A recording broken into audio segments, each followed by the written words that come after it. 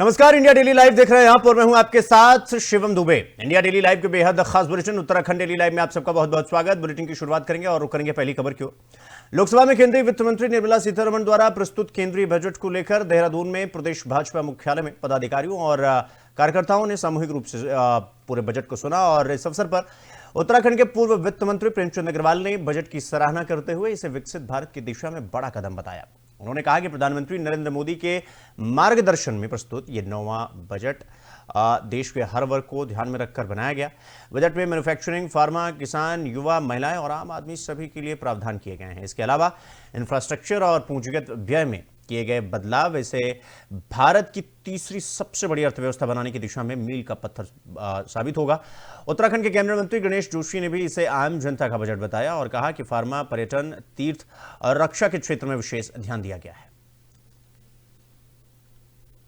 सबसे पहले मैं आप सभी को रविदास जयंती की बहुत बधाई दे रहा हूं और अच्छा अवसर है कि इसी दिन और रविवार होते हुए भी अपने केंद्र का बजट प्रस्तुत हो रहा है।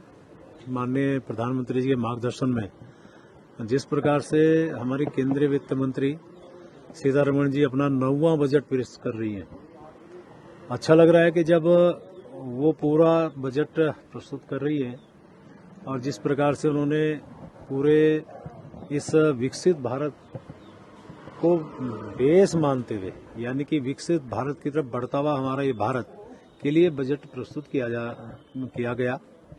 और मैं ये भी कह सकता हूं कि हर क्षेत्र में उन्होंने इसका ख्याल रखा है, चाहे वो मैन्युफैक्चरिंग का क्षेत्र हो, चाहे हमारा फार्मा इंडस्ट्री की बात हो, चाहे किसान की बात हो, चाहे युवा की बात हो, महिला की हो और फिर चाहे आम आदमी की बात हो। तो मुझे ऐसा लगता है कि माननीय मोदी जी के मार्गदर्शन में जो बार बार हम लोग मांग करते थे कि देश तीसरी अर्थव्यवस्था की तरफ बढ़े, तो मुझे लगता है कि उस ओर भी ये बजट एक मील का पत्थर साबित होगा। और हम तो ये मान के चल ही रहे हैं कि ये देश पहले की स्थिति में जो था, आप देखिए कंपैरिजन हम करें, पहले कभी हमारे यहाँ मोबाइल की मैन्युफैक्चरिंग यूनिट्स क्या थी, आज क्या स्थिति है, पहले सड़कों की क्या स्थिति थी, आज क्या है, कितना इंफ्रास्ट्रक्चर इस टाइम बढ़ा है। और सबसे बड़ी बात क्या है कि पूंजीगत व्यय इसमें ज्यादा दिखाई देता है। देखिए, सबसे पहले तो मैं माननीय प्रधानमंत्री जी का, माननीय वित्त जी का विशेष आदर करता हूँ कि सबसे ज्यादा चिंता उन्होंने जो व्यक्त की है, लोगों के स्वास्थ्य करी है। फार्मा क्षेत्र में 10,000 करोड़ की व्यवस्था की है जिससे हमारी दवाइयाँ सस्ती होंगी।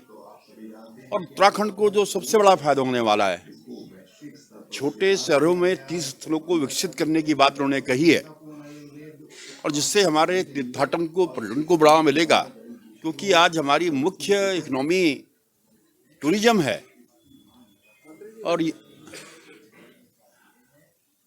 और मैं कहूँगा कि एक सर्वांगीण बजट है। इसमें समाज के हर वर्ग की चिंता हमारी केंद्र की सरकार ने की है, तो इसके लिए मैं अपने केंद्रीय नेतृत्व का आभार व्यक्त करता हूँ। रक्षा क्षेत्र में विशेष चिंता की गई है। सबसे पहले मैं आप सभी को रविदास जयंती की बहुत बधाई दे रहा हूँ और अच्छा अवसर है कि इसी दिन और रविवार होते हुए भी अपने केंद्र का बजट प्रस्तुत हो रहा है। माननीय प्रधानमंत्री जी के मार्गदर्शन में जिस प्रकार से हमारी केंद्रीय वित्त मंत्री सीतारमण जी अपना 9वां बजट पेश कर रही हैं, अच्छा लग रहा है कि जब वो पूरा बजट प्रस्तुत कर रही है और जिस प्रकार से उन्होंने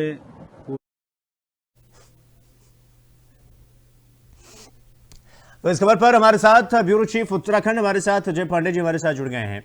अजय जी, आज बजट पेश हुआ और तमाम तरह के लोगों की तमाम तरह की प्रतिक्रियाएं भी देखने को मिली और उत्तराखंड में पूर्व वित्त मंत्री प्रेमचंद अग्रवाल और गणेश जोशी सबने जो है इस बजट को बहुत ध्यानपूर्वक सुना, समझा, आकलन किया। कितना महत्वपूर्ण ये बजट हो जाता है और खास करके जब पूर्व वित्त मंत्री भी रहे हों प्रेमचंद अग्रवाल, तब उनका आकलन क्या कहता है, क्या कुछ कहा उन्होंने, विस्तार से बताइए। देखिए शिवम, केंद्रीय बजट को लेकर के सब कुछ उम्मीदें लगी हुई थी और आज भारतीय जनता पार्टी प्रदेश मुख्यालय में बड़ा टीवी लगाया गया था, वहां पर सभी लोगों ने वहां पर देखा और उसमें सारे वरिष्ठ पदाधिकारी मौजूद थे। इसके अलावा उत्तराखंड में जगह जगह प्रोजेक्टर के जरिए ये बजट को दिखाया गया और काफी संख्या में भारतीय जनता पार्टी से जुड़े जो तमाम कार्यकर्ता हैं उन्होंने इस बजट को देखा और समझा। खास तौर पर जो तकनीकी मामलों की बात होती है, बजट हर किसी के समझ में फौरी तौर पर नहीं आता है और वित्त मंत्री रहे हैं प्रेमचंद अग्रवाल पूर्व में, उन्होंने इस बजट को लेकर के अपनी बात बताई है और ये कहा है कि बजट काफी संतुलित रहा है और विकास के लिए एक मील का पत्थर साबित होगा। इसी तरह से कैबिनेट मंत्री गणेश जोशी ने भी इस पर अपनी प्रतिक्रिया देते हुए इस बजट की सराहना की है और खास तौर पर देखिए इस बजट को लेकर के ये बताया जा रहा है कि पर्यटन और मेडिकल टूरिज्म को बढ़ावा देने के लिए ये बजट काफी महत्वपूर्ण रहेगा उत्तराखंड में। और शिवम, आप समझ सकते हैं कि उत्तराखंड में पर्यटन काफी महत्वपूर्ण है और भारी संख्या में लोग यहाँ पर आते हैं। मेडिकल टूरिज्म एक नया शब्द है और इसको लेकर के भी बढ़ावा देने की यहाँ पर घोषणा की गई है। इसमें माउंटेन ट्रेल्स का विकास करना है, एडवेंचर टूरिज्म को और बाइकिंग को बढ़ावा देना शामिल है। इसके अलावा 5 क्षेत्रीय मेडिकल हब स्थापित करने की भी घोषणा की गई है जिसमें निजी क्षेत्र की सहभागिता रहेगी। तो कुल मिलाकर के एक अच्छी पहल है उत्तराखंड को लेकर के और ये स्वास्थ्य सेवाओं को लेकर के भी, अवस्थापना विकास को लेकर और रेल परियोजनाओं के विकास को लेकर के भी उत्तराखंड को इसमें फायदा होगा और जल संरक्षण को लेकर के भी उत्तराखंड को काफी फायदा होगा। उसके लिए भी यहाँ पर बजट रखा गया है और जल संरक्षण में बजट की घोषणा की गई है। इसमें जल जीवन मिशन और की जो अवधि है उसको बढ़ाया जाएगा और ये भी कहा जा रहा है कि जल संरक्षण के लिए विशेष प्रावधान इसके अंतर्गत किए जा रहे हैं। और शिवम, उत्तराखंड में जो रेल परियोजनाओं के विस्तार को लेकर के घोषणा की गई है, इसमें ऋषिकेश कर्णप्रयाग रेल लाइन जैसी महत्वाकांक्षी परियोजनाएं शामिल हैं और ये चूंकि ये परियोजना इस समय अभी धरातल पर उतारने की कवायद की जा रही है और ये बताया जा रहा है कि जल्द ही ये परियोजना अब पूर्ण हो जाएगी। काफी समय से इस परियोजना को पूर्ण होने के लिए लोगों की निगाहें लगी हुई हैं, काम इस पर चल रहा है। ऋषिकेश से लेकर के कर्णप्रयाग तक पटरियां बिछाई जा रही हैं, तमाम जगहों पर सुरंग जो है वो खोदने का काम पूरा हो गया है। अवस्थापना विकास की अगर हम बात करें शिवम, तो इसमें भी कई चीजें घोषणा की गई हैं। सड़क है, रेल कनेक्टिविटी तो आप समझ सकते हैं कि इसमें सुधार हो ही रहा है। बिल्कुल। और सार्वजनिक पूंजी व्यय में वृद्धि भी इसमें शामिल की जा रही है। इसके साथ साथ स्वास्थ्य सेवाएं जो है वो उत्तराखंड के लिए काफी महत्वपूर्ण है क्योंकि भौगोलिक दृष्टि से उत्तराखंड अन्य राज्यों से अलग है और यहाँ पर आयुष केंद्र के लिए बजट का इंतजाम किया जा रहा है। डायग्नोस्टिक सुविधाएं जो है वो बढ़ाई जाएंगी और रिहेबिलिटेशन सेंटर स्थापित किए जाएंगे। तो इसको लेकर के भी काफी महत्वपूर्ण प्रावधान किए जा रहे हैं और 3 नए अखिल भारतीय आयुर्वेदिक संस्थान स्थापित करने की भी घोषणा की गई है। तो ये उत्तराखंड के लिए काफी महत्वपूर्ण है। जी अजय जी, जैसे ये जो बजट आया, इस बजट का 2 पक्ष हुआ है। एक तरफ सरकारी पक्ष है, यानी कि जो सत्ता पक्ष है वो ये कह रहा है कि भाई बजट बहुत अच्छा है, बजट 2047 विकसित भारत की कल्पना परिकल्पना संकल्पना को साकार करने की दिशा में बहुत बड़ा बजट है ये बात तो सही है कि फाइनेंशियल ईयर 26-27 में ये लगभग 55 से 56 लाख करोड़ रुपया सरकार खर्च करने का प्लान बना रही है। दूसरी तरफ लोग ये कह रहे हैं कि भाई जो एमएसएमई सेक्टर है, जो मध्यम वर्गीय परिवार है, उसको इस बजट में क्या मिला और उत्तराखंड को इस बजट में पूरा लब्बो लबाब वो उत्तराखंड के खाते में कितना आया, क्योंकि अंततः उत्तराखंड के लोग भी टकटकी लगाकर इस पूरे बजट को देख रहे होंगे कि भाई हमारे खाते में क्या आया। मतलब पूरा तो आया, पूरा तो एक बड़ा एक तस्वीर दिखाने की कोशिश की गई वित्त मंत्री की तरफ से, लेकिन मध्यम वर्गीय परिवार के खाते में क्या आया, इसका आकलन कैसे किया जाए और इसका आकलन करने के बाद क्या कुछ समझ में आता है कि उत्तराखंड के खाते में क्या आया। अजय जी, देखिए शिवम, सत्ता पक्ष के लोग इस बजट की पूरी तरह से सराहना कर रहे हैं और वहीं विपक्ष के जो लोग हैं वो इस बजट को निराशाजनक करार देते हैं और जाहिर है कि एक प्रक्रिया होती है। सत्ता पक्ष के लोग हमेशा बजट की सराहना ही करते हैं, विपक्ष के लोग तमाम तरह की कमियां और खामियां ढूंढते हैं। एक बड़ा सवाल ये है कि जो मध्यम वर्गीय परिवार है उनको इससे कितना लाभ होगा, उनकी जो उम्मीदें थी वो पूरी हो रही हैं कि नहीं हो रही हैं, और सरकार उनको लेकर के क्या काम कर रही है। तो देखिए, अब ये जो बजट सत्र रहा है ये 2026 का, अब आगे 2027 में यहाँ उत्तराखंड में विधानसभा चुनाव होने हैं। तो जाहिर है कि कई ऐसे पहलुओं को साधने की कोशिश की जा रही है, और खास तौर पर एक बड़ा वर्ग जो इन सारी चीजों से जुड़ा हुआ है।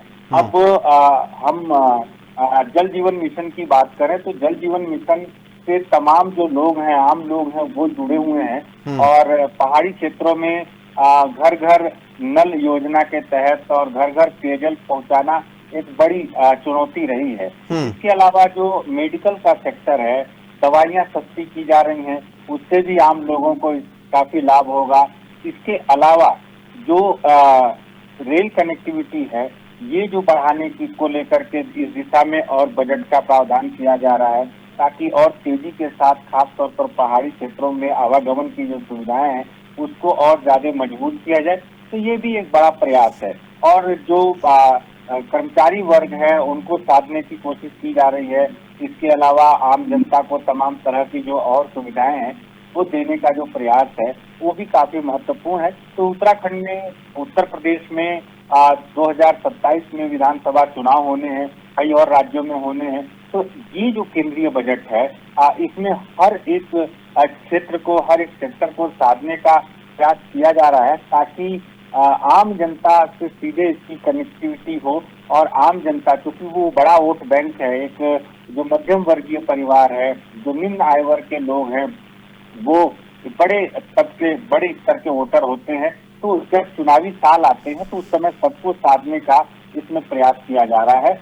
और 10,000 करोड़ रुपए जो एमएसएमई के लिए लगाया जा रहा है, छोटे और मध्यम उद्योग के लिए, तो ये भी एक बड़ा कदम है यहाँ पर। जी अजय जी, बहुत बहुत धन्यवाद आपका हमसे जुड़ने के लिए और इस खबर पर हमारे साथ संपूर्ण जानकारी साझा करने के लिए। तो बजट में हर वर्ग का खास ख्याल रखा गया है। प्रेमचंद अग्रवाल, जो कि पूर्व वित्त मंत्री भी रहे हैं, उन्होंने ये कहा कि ये बजट जो है 2047 की जो कल्पना है, परिकल्पना है, संकल्पना है सरकार का, उसे साकार होता हुआ ये बजट दिखाई दे रहा है, उस सपने को साकार करेगा और इसीलिए ये बजट महत्वपूर्ण बताया जा रहा है। हालांकि विपक्ष का इस पर अलग कहना है।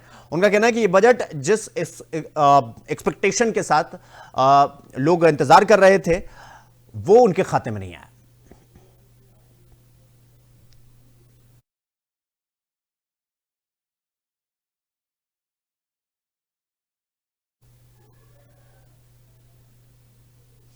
तो उत्तराखंड के मुख्यमंत्री पुष्कर सिंह धामी ने केंद्रीय बजट 2026-27 पर अपने विचार साझा किए। उन्होंने इसे विकसित भारत 2047 का सर्वस्पर्शी बजट बताया। मुख्यमंत्री ने कहा कि यह बजट केवल एक आर्थिक दस्तावेज मात्र नहीं है, बल्कि देश के संकल्प का सशक्त घोषणा पत्र है। बजट में किसान, युवा, नारी शक्ति और वंचित वर्ग को ध्यान में रखते हुए अवसरों और आत्मनिर्भरता के लिए ठोस योजना बनाई गई। रक्षा, कृषि, अधोसंरचना, शिक्षा, स्वास्थ्य, महिला सशक्तिकरण, पर्यटन और नवाचार के क्षेत्रों में किए गए प्रावधान देश की आर्थिक गति तेज करेंगे और सामाजिक संतुलन को मजबूती देंगे। विशेष रूप से उत्तराखंड, हिमाचल प्रदेश और जम्मू कश्मीर में ट्रैकिंग ट्रेल्स के विकास की घोषणा से पर्वतीय क्षेत्रों में रोजगार और स्थानीय आजीविका को बढ़ावा मिलेगा। सीएम धामी ने यह भी कहा कि विकसित भारत 2047 के संकल्प को साकार करने की दिशा में यह निर्णायक कदम है और हर नागरिक के जीवन में सकारात्मक यानी पॉजिटिव बदलाव लाएगा ये बजट।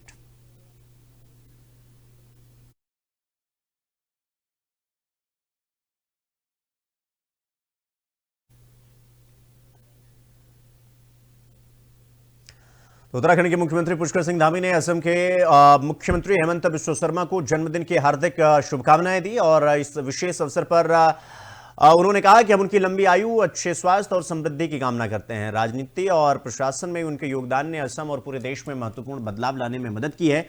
मुख्यमंत्री हेमंत बिस्वा शर्मा के नेतृत्व में राज्य ने विकास, सुरक्षा और सामाजिक कल्याण के लिए कई बड़े कदम उठाए हैं और साथ ही उन्होंने ये भी कहा कि हम प्रभु बद्री विशाल से प्रार्थना करते हैं कि उनका जीवन हमेशा सुख, शांति और सफलता से परिपूर्ण रहे। मुख्यमंत्री हेमंत बिस्वा शर्मा को बहुत सारी शुभकामनाएं।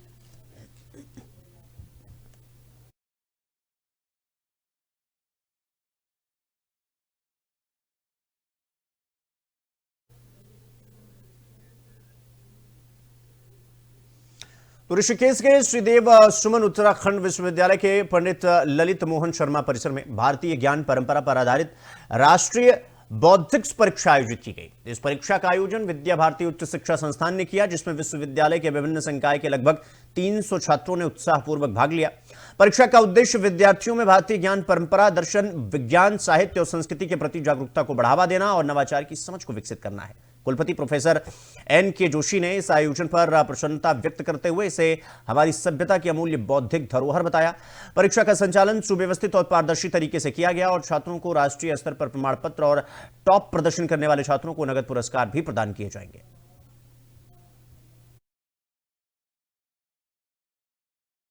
आज 31 जनवरी 2026 को पंडित ललित मोहन शर्मा कैंपस ऋषिकेश श्रीदेव सुमन उत्तराखंड विश्वविद्यालय में विद्या भारती उच्च शिक्षण संस्थान द्वारा भारत बौद्ध IKS भारतीय ज्ञान परंपरा पर जो 2 घंटे का एक परीक्षा विद्यार्थियों के लिए आयोजित की गई है, इसमें मेरी समझ से विद्यार्थियों ने बहुत बढ़ चढ़ कर भागीदारी की है और मैं शुक्रगुजार हूँ अपने ऋषिकेश के सभी विद्यालयों का, जिनके शिक्षकों ने इस बच्चों की भागीदारी में, विद्यार्थियों की भागीदारी में हमारा साथ दिया है। हमारे पास आज 300 की स्ट्रेंथ थी, जिसमें से मुझे लगता है कि अराउंड 200 के आसपास विद्यार्थी उपस्थित हैं और ये एक अच्छी भागीदारी है। और मेरा मानना है कि विद्या भारती उच्च शिक्षण संस्थान द्वारा जो ये पहल की गई है, इस पहल से विद्यार्थियों को भारतीय ज्ञान परंपरा के बारे में जागरूक होने का, जानने का, समझने का एक अच्छा अवसर प्रदान किया गया है। विद्या भारती द्वारा आयोजित भारत बौद्धिक परीक्षा जो आज पूरे देश भर में हो रही है, अपना जो श्रीदेव सुमन परिसर ऋषिकेश का है, यहाँ पर भी संपन्न हुई है और यहाँ पर करीब 300 पंजीकृत विद्यार्थियों ने ये परीक्षा दी। मैं यहाँ के सहयोगी स्टाफ का, यहाँ के प्राचार्य महोदय का हृदय तल से आभार व्यक्त करता हूँ कि उन्होंने सहयोग दे करके हमारी परीक्षा को संपन्न कराया और बहुत सुचारू रूप से परीक्षा संपन्न हुई है। इसलिए मैं पुनः विद्यालय परिवार का बहुत बहुत आभार व्यक्त। तो हरिद्वार पहुंचे सचिव आवास विकास आर राजेश कुमार ने हरिद्वार रुड़की विकास प्राधिकरण के अधिकारियों के साथ बैठक कर जिले की कई विकास परियोजनाओं और योजनाओं की समीक्षा की। बैठक के बाद सचिव ने हरिद्वार रुड़की हाईवे पर रानीपुर झाल के पास बन रहे यूनिटी मॉल का स्थलीय निरीक्षण किया। अधिकारियों ने बताया कि यूनिटी मॉल का लगभग आधा निर्माण कार्य पूरा हो चुका है। निरीक्षण के दौरान सचिव ने निर्माण की गुणवत्ता और प्रगति का जायजा लिया और काम में तेजी लाने के स्पष्ट निर्देश दिए। सचिव ने बताया कि यूनिटी मॉल में 3 कॉम्प्लेक्स बनाए जा रहे हैं, जहां देश के सभी राज्यों में के स्थानीय उत्पादों के साथ साथ उत्तराखंड के 13 जिलों के उत्पादों को एक ही स्थान पर बढ़ावा दिया जाएगा। ये मॉल स्थानीय कारीगरों और उत्पादकों के लिए रोजगार और बाजार का बड़ा माध्यम बनेगा।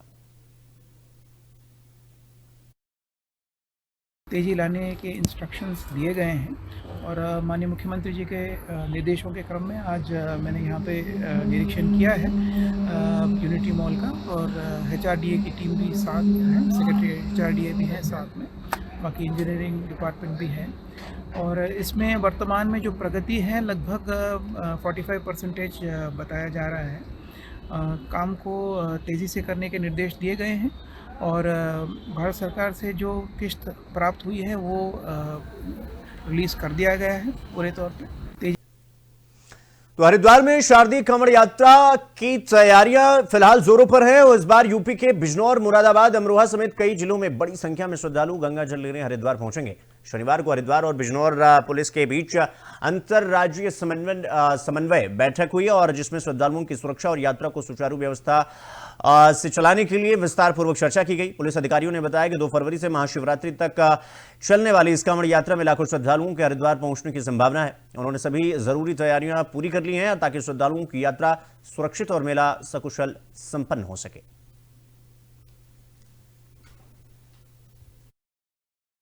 आज जो है हम लोग कांवड़ मेले को लेकर जो हमारे अंतरराज्यीय समन्वय बैठक थी उसको लेकर हम लोग यहाँ आए हुए थे और हमारी बैठक का जो एजेंडा है, जो हमारा यातायात प्लान है, उसको पूरी तरह से लागू करना। और हम लोग इसी विषय पे चर्चा किए हैं और इसको लेकर हम लोग विशेष सतर्क हैं और जो हमारी व्यवस्था है उसको हम पूरी तरह से लागू कराएंगे। हम जितने भी प्रतिभागी इसमें श्रद्धालु हमारे प्रतिभाग करेंगे सभी को सकुशल, सुरक्षित, सुव्यवस्थित वातावरण उपलब्ध कराना हमारा धर्म है, कर्तव्य है। हम उसका पालन करेंगे और उसे सकुशल संपन्न कराएंगे। देखिए, उसके लिए हमारे यहाँ हम लोग पहले से प्लान कर रखे हैं। हर जगह हमारे साइनेज लगेंगे और जगह जगह हम क्यूआरटी टीम बना रखे हुए हैं। हर 3 से 4 किलोमीटर के रूट पे हमारी एक क्यूआरटी टीम होगी, हेल्थ की टीम होगी और फर्स्ट एड से रिलेटेड सामान होगा और भी जागरूकता से संबंधित जो चीज़ें हैं वो सब भी हम लोग कर रहे हैं। बट हमारा पूरा मकसद ये है कि जो भी चीज़ें हैं उसे सकुशल, शांतिपूर्ण ढंग से कराया जाए। यात्रा के लिए सारे जो तैयारियां थी उसको किया गया था। यात्रा सुरक्षित हो इसके दृष्टिगत योग रहता ही है और आस्था के अनुरूप हमारी प्लानिंग रहे, तो इसी के दृष्टिगत आज कोऑर्डिनेशन की बैठक थी। कुछ पॉइंटों को आइडेंटिफिकेशन किया गया है। चूँकि इस एक ही सड़क पे सामान्य यात्रियों ने भी चलना है, माल वाहनों ने भी चलना है और कांवड़ यात्री ने भी चलना है, तो किस तरीके से वो प्लान करेंगे, कैसे मालवाहक का डाइवर्जन करेंगे, आवश्यक वस्तुओं के वाहन किस तरीके से रेगुलेट किए जाएंगे, तो इन सभी चीज़ों को लेकर के आपस में सहयोग। तो देहरादून के जिलाधिकारी समीन बंसल ने नंदा सुनंदा प्रोजेक्ट के तहत आर्थिक रूप से कमजोर और अनाथ बालिकाओं को शिक्षा के लिए वित्तीय सहायता प्रदान की है और इस मौके पर 26 बालिकाओं को लगभग 6 लाख रुपए की राशि वितरित की गई। अब तक इस योजना के तहत करीब 120 बालिकाओं को उनकी रुकी हुई पढ़ाई शुरू करने और आत्मनिर्भर बनने में मदद की जा चुकी है। जिलाधिकारी ने कहा कि प्रोजेक्ट के माध्यम से हर उस बालिका तक सहायता पहुंचाने का प्रयास किया जा रहा है जो आर्थिक कारणों से पढ़ाई जारी नहीं रख पा रही हैं। बाल विकास, समाज कल्याण और महिला कल्याण विभाग पात्र बेटियों की पहचान कर उन्हें योजना का लाभ दिलाने में महत्वपूर्ण भूमिका निभा रहे हैं। योजना से प्राप्त राशि पाकर बालिकाओं ने जिलाधिकारी की सराहना की और यह बताया कि इससे उनकी पढ़ाई सुचारू रूप से चल रही है।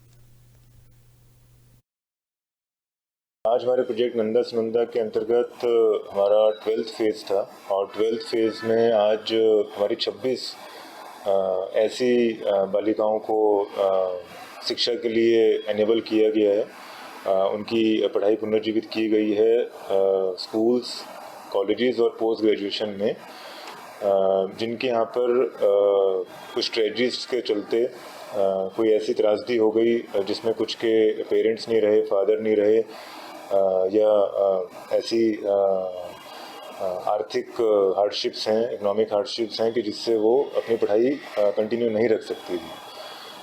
तो ऐसी हमारी 26 बालिकाएं जिनको हम नंदा सुनंदा देवी रूपक मानते हैं, उनको एनेबल किया गया है। उनके रिस्पेक्टिव संस्थानों में उनकी फीस जमा करवाई गई है और वो अब फिर से अपनी पढ़ाई रिज्यूम कर सकें।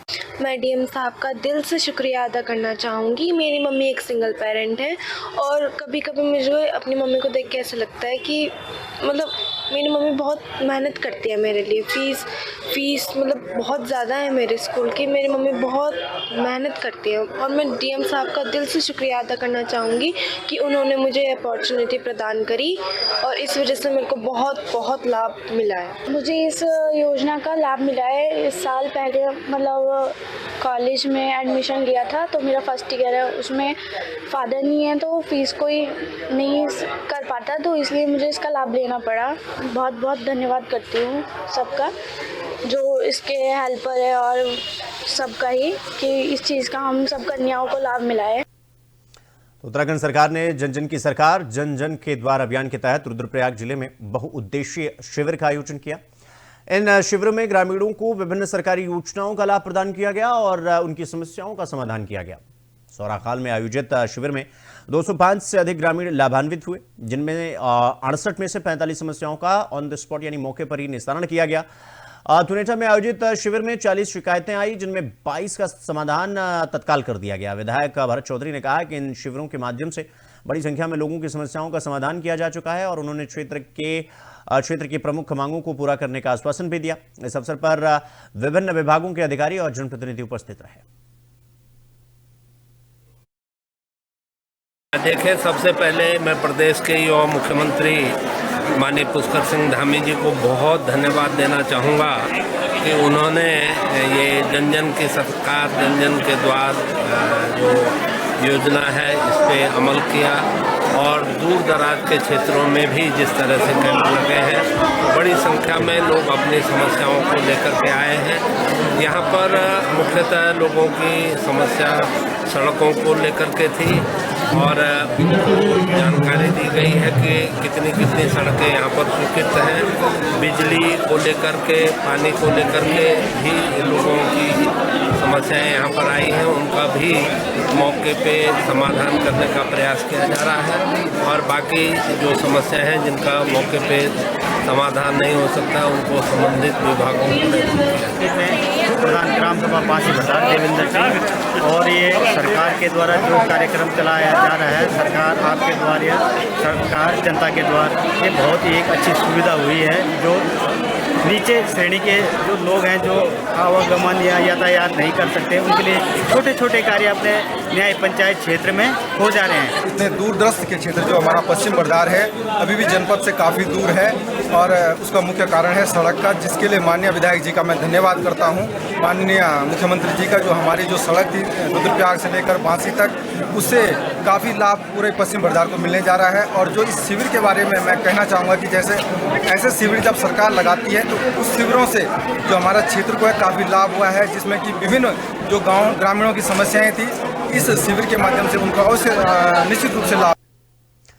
तो उत्तराखंड के पवित्र चारधाम में सोशल मीडिया इन्फ्लुएंसर पर प्रतिबंध लगाने की तैयारी की जा रही है। बद्री केदार मंदिर समिति के अध्यक्ष हेमंत द्विवेदी ने बताया कि कई सोशल मीडिया इन्फ्लुएंसर्स केवल रील बनाने के लिए धामों में आते हैं, जिससे भीड़ बढ़ती जाती है और तीर्थयात्रियों को दर्शन करने में बड़ी परेशानी होती है। इस समस्या के समाधान के लिए समिति ने निर्णय लिया है कि दर्शन के समय सभी के फोन जमा कर लिए जाएंगे।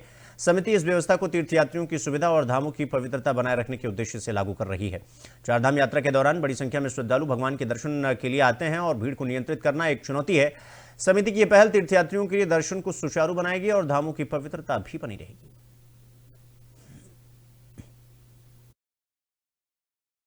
देखिए, निश्चित ही जो हमारे जो ये धाम हैं, जो हमारे पवित्र धाम हैं, इनकी पवित्रता, इनकी पौराणिकता और इनकी पहचान बनाए रखने के लिए जिस प्रकार से लगातार आप देख रहे हैं कि इन 4 धामों में तीर्थयात्रियों की संख्या लगातार बढ़ रही है। भारत ही नहीं, पूरी देश दुनिया से यहाँ पर श्रद्धालु यहाँ पर आते हैं, बड़ी आस्था के साथ में यहाँ पर आते हैं।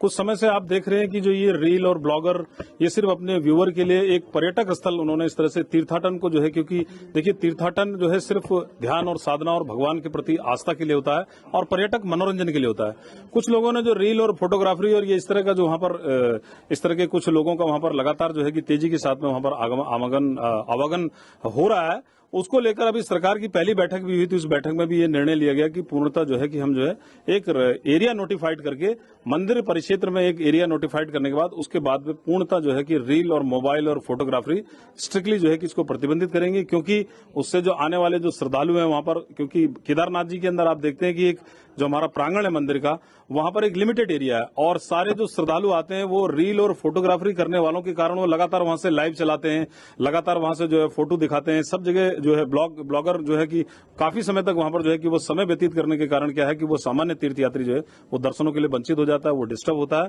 तो इस पर सभी ने निर्णय लिया और सारे धामों में, देश दुनिया के जितने भी बड़े हमारे जो अधिष्ठान है, जो बड़े धाम है, चाहे आप वैष्णो देवी चले जाइए, तिरुपति बालाजी चले जाइए, काशी। तो इस खबर पर हमारे साथ ब्यूरो चीफ उत्तराखंड अजय पांडे हमारे साथ जुड़ गए हैं। अजय जी, चारधाम में इन्फ्लुएंसर पर प्रतिबंध लगा दिया गया, क्यों लगा दिया गया, क्या कुछ इसके पीछे की वजह रही और तैयारी है, क्या कुछ तैयारी आपको देखने, सुनने और समझने को मिल रही है अजय जी? देखिए शिवम, चारधाम यात्रा के दौरान जो लोग काफी आस्था और श्रद्धा के साथ आते हैं, उसमें बहुत सारे ऐसे लोग भी हैं जो तीर्थाटन के साथ साथ पर्यटन को लेकर के भी आते हैं। बिल्कुल, बहुत से ऐसे लोग हैं जो सोशल मीडिया से जुड़े हुए हैं और वो तमाम जगहों पर खड़े होकर के लाइव करते हैं और उससे लोगों को परेशानी होती है, वो वीडियो फुटेज बनाते हैं और बाकी अन्य चीजों को करते हैं।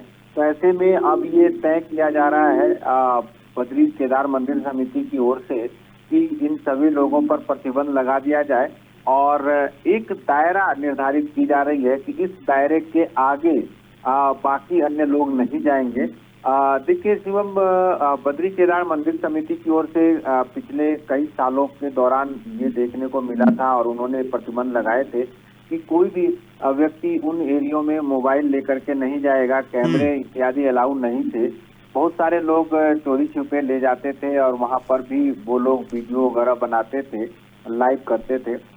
तो ऐसे में अब ये तय किया जा रहा है कि पूरी सतर्कता बरती जाएगी और ऐसे जो भी लोग पकड़े जाएंगे उनके ऊपर कानूनी कार्रवाई की जाएगी, उनके ऊपर जुर्माना लगाया जाएगा। इससे पहले भी बहुत सारे लोगों के ऊपर जुर्माने लगाए गए थे और इस बार सख्ती करने का निर्णय लिया गया है। देखिए, जब लोग दर्शन करने के लिए जाते हैं और उस बीच अगर कोई वीडियो बनाता है या इस तरह से लाइव करता है तो काफी लोग प्रभावित होते हैं। तो ऐसे में बहुत सारे लोग विरोध भी करते हैं और दिक्कतें आती हैं, खास तौर पर सुरक्षा व्यवस्था को लेकर के, क्योंकि ये जो लोग काम करते हैं सोशल मीडिया से जुड़े हुए लोग वो बहुत आगे तक चले जाते हैं। तो ऐसे में अब प्रशासन की ओर से ये तय किया जाएगा कि एक जो दायरा है उस दायरे के आगे नहीं जाना है और उससे अन्य लोगों को कोई परेशानी ना हो, लोग आसानी से आए अपने। नहीं बिल्कुल अजय जी वहां पर जाकर रील बनाने का कोई मतलब नहीं होता है, और अगर रीलबाजी करनी है तो आप कहीं और जाइए। वो आस्था का केंद्र है, वहां पर लोग अपनी आस्था लेकर जाते हैं, भगवान के दर्शन करने जाते हैं, ना कि वहां पर रील बनाकर और थोड़े लाइक्स और कमेंट्स बटोरने के लिए। तो ये जिस तरीके से नियम ये लगाए जा रहे हैं, वहां पर मोबाइल जब्त किया जाएगा दर्शन के दौरान और उसके बाद वापस किया जाएगा, तो ये अच्छी पहल है। अजय जी बहुत बहुत धन्यवाद आपका हमसे जुड़ने के लिए और इस खबर पर जानकारी हमारे साथ साझा करने के लिए।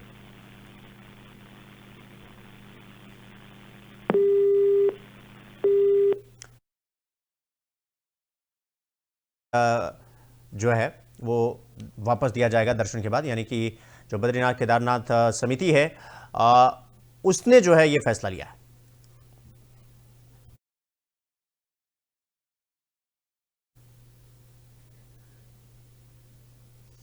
तो ऋषिकेश के शिवाजी नगर गली नंबर 16 में एक महिला की गोली मारकर हत्या कर दी गई। दरअसल वारदात शनिवार रात लगभग 9:30 बजे हुई, जब स्थानीय लोगों ने गोली की आवाज सुनी और घटनास्थल पर पहुंचे। उन्होंने देखा कि हमलावर मौके से भाग रहा है और घर के अंदर महिला लहूलुहान फर्श पर पड़ी है। पुलिस को सूचना मिलने पर कोतवाल कैलाश चंद भट्ट और टीम मौके पर पहुंचे और महिला के शव को पोस्टमार्टम के लिए एम्स भेजा। मृतक महिला की पहचान 32 वर्षीय प्रीति रावत के रूप में हुई है, जो घर में अकेली रहती थी और उसका 8 साल का बेटा नाना नानी के पास रहता था। महिला एम्स में आउटसोर्स कर्मचारी थी। पुलिस ने फॉरेंसिक टीम को भी मौके पर भेजकर एविडेंस एकत्रित किया और आसपास के सीसीटीवी फुटेज की जांच की जा रही है। एसपी श्वेता बलूनी ने बताया कि इस सूची की मदद से मामले का जल्द खुलासा किया जाएगा और हमलावरों को गिरफ्तार करने का प्रयास लगातार किया जा रहा है। देखिए, लगभग 9:30 बजे के आसपास 112 पे हमें सूचना प्राप्त हुई थी कि शिवाजी नगर की गली नंबर 16 में किसी युवती पर गोली चलाई गई है। इस सूचना पर पुलिस जब वहां पर पहुंची तो वहां पर एक महिला गंभीर रूप से घायल थी। उसके घर पर आकर किसी के द्वारा गोली मारी गई थी, तो उस महिला को 112 के माध्यम से हॉस्पिटल पहुंचाया गया और डॉक्टर्स द्वारा उसे मृत घोषित किया गया है। प्रथम दृष्टया ये हत्या का मामला है और इसमें अभी सभी पहलुओं पर जांच की जा रही है। देखिए, लगभग 9:30 बजे के वहीं आज माघ पूर्णिमा के दिन पुण्य अर्जित करने के लिए श्रद्धालु बड़ी संख्या में धर्मनगरी हरिद्वार पहुंच रहे हैं, जहां पर हर की पैड़ी पर सुबह से गंगा स्नान करने वालों की भीड़ उमड़ी पड़ी हुई है। माघ पूर्णिमा पर गंगा स्नान का विशेष महत्व होता है और इसलिए श्रद्धालु दूर दूर से आस्था की डुबकी लगाने के लिए हरिद्वार पहुंच रहे हैं। पुलिस और प्रशासन की ओर से सुरक्षा और व्यवस्था के लिए पर्याप्त इंतजाम किए गए ताकि श्रद्धालु आराम से और सुरक्षित रूप से गंगा स्नान कर सकें। अधिकारियों ने बताया कि आज शाम तक कई लाख श्रद्धालुओं के हर की पैड़ी पहुंचने की पूरी संभावना है। 3 बजे से चले हुए हैं, अभी आके पहुंचे हैं। हम गंगा स्नान करने के लिए आए हैं। हमें नहा के बहुत ही आनंद हुआ, बहुत अच्छा लगा। गंगे मैया ने हमारी मनोकामना पूर्ण की है, सभी की ऐसी पूर्ण करे और हम हर बार ऐसे ही आते हैं। बहुत ज़्यादा हमें इस चीज़ का मिला है। मैं तो हम जैसे हमारी मनोकामना पूर्ण करी गंगे मैया ने, ऐसी सभी की मनोकामना पूर्ण करे।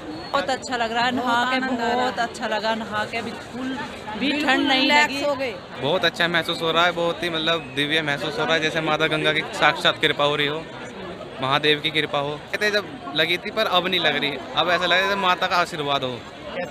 बहुत ही अच्छा नज़ारा, एकदम देखने दिखाने लायक और बेहतरीन। आनंद आ रहा है, पूरा आनंद आ रहा है भक्ति में। विकासनगर में 31 जनवरी 2026 की देर शाम डाकपत्थर रोड पर नशे में धुत कुछ युवकों ने जमकर उत्पात मचाया। उन्होंने कार से 2 वाहनों को टक्कर मारकर क्षतिग्रस्त कर दिया और दुकानों में तोड़फोड़ की। इसके बाद युवकों ने यात्रिक होटल डाकपत्थर चौक के पास फिर से वाहनों को टक्कर मारी और पुलिस के साथ भी हाथापाई की, जिसमें पुलिसकर्मी के कपड़े तक फाड़ दिए गए। पुलिस ने तुरंत कार्रवाई करते हुए मुकदमा दर्ज किया और आरोपियों को गिरफ्तार कर लिया। प्रारंभिक जांच में पता चला कि युवक नशे की हालत में थे और इसी कारण नियंत्रित होकर उत्पात मचाया। स्थानीय लोगों ने इस घटना की कड़ी निंदा की है और नशे के खिलाफ सख्त कार्रवाई करने की मांग की है। पुलिस ने घटना को गंभीरता से लिया है और आगे की जांच पड़ताल की जा रही है।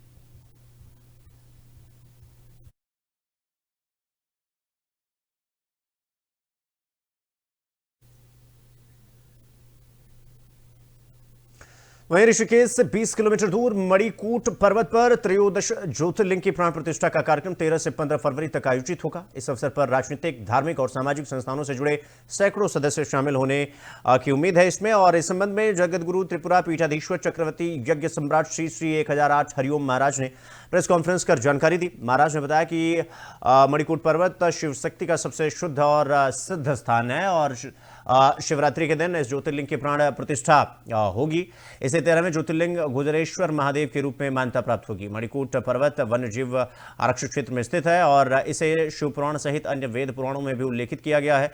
यहाँ 11 कुंड, महादेव स्रोत, रुद्राक्ष के 11 वृक्ष और बेलपत्र का बड़ा बाग है, जो इसे शिव शक्ति का विशिष्ट आध्यात्मिक केंद्र बनाता है। ज्योतिर्लिंग का स्वरूप है। 12 ज्योतिर्लिंग के जो दर्शन नहीं कर पा रहे हैं, तो उन्हीं के स्वरूप में यहाँ भोलेनाथ के पर्वत पर प्रतिष्ठा की जा रही है।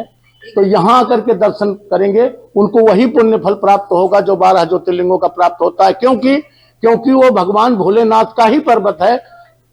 स्कंद पुराण में बताते हैं, स्कंद पुराण में, शिव पुराण में, और महादेव जल निकलता है वहां, उसका नाम हमने आपने नहीं रखा, महादेव पानी पहले से ही रखा गया है और वो स्रोत का नाम ही महादेव जल है और उसी से उनका अभिषेक होगा।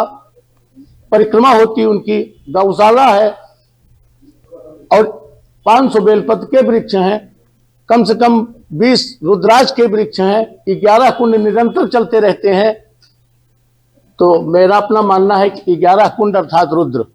महाराज जी, जो केदारनाथ नहीं जा पाएगा, क्या उसके दर्शन से उसे केदारनाथ का पुण्य मिल जाएगा? केदारनाथ की नहीं, 12 ज्योतिर्लिंगों का पुण्य फल प्राप्त होगा। केदारनाथ तो आप सिंगल बता रही हैं, बाकी 11 बच गए हैं। महाराज जी, ऐसे में उनकी आस्था को ठेस नहीं पहुंच रही है, बल्कि लोगों को एक सरल सुविधा मिल रही है। ज्योतिर्लिंग का स्वरूप है 12 जो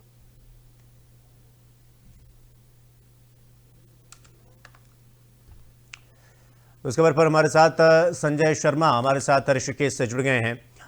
संजय जी, जिस तरीके से 11 महादेव स्रोत और रुद्राक्ष के 11 वृक्ष का जिक्र किया जा रहा है और ये कहा जा रहा है कि मणिकूट पर्वत पर तमाम जीव आरक्षित का जो क्षेत्र है, यहाँ पर त्रयोदश ज्योतिर्लिंग प्राण प्रतिष्ठा आयोजित की जाएगी, क्या कुछ ये पूरी खबर है? थोड़ा विस्तार से बताइए। अच्छा, ऋषिकेश के पास एक पर्वत है मणिकूट पर्वत, जिसकी जो ये शिवालिक पर्वत श्रृंखला में से एक है और जो 14 ज्योतिर्लिंग है उसकी प्राण प्रतिष्ठा उसी पर्वत पर होनी है।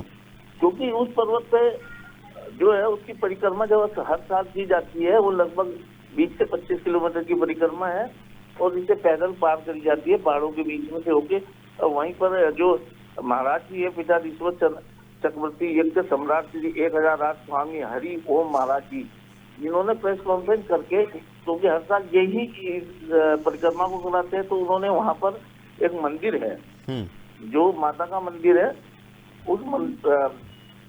तो उस मंदिर के बगल में ही जो ये 14 जो ज्योतिर्लिंग है उसकी प्राण प्रतिष्ठा की जानी है। ऐसे में जो उस पर्वत की महत्ता को और बढ़ाता है, वहां पर जो है इन्होंने 500 वृक्ष लगवाए हैं, जिनको हम कह सकते हैं कि बेलपत्र के हैं, और वहाँ पर रुद्राक्ष के पेड़ भी लगे हुए हैं, जो 11 रुद्राक्ष के पेड़ हैं।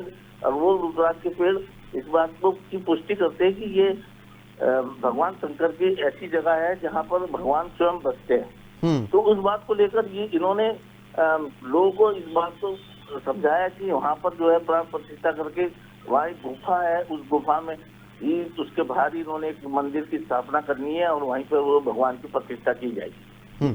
ठीक है संजय जी, बहुत बहुत धन्यवाद आपका हमसे जुड़ने के लिए और इस खबर पर जानकारी हमारे साथ साझा करने के लिए।